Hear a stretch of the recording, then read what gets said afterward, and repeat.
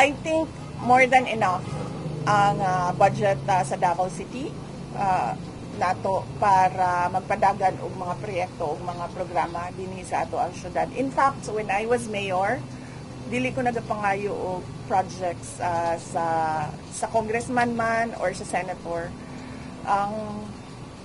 Ang DPWH ginapasagdan nako sila kung unsa ang ilahang mga proyekto. And we were able to really uplift the lives of Davaoenos at the time. And napataas nato ang ranking sa syudad sa Davao. We were number ano tayo? 4-3. Kalimutan ko.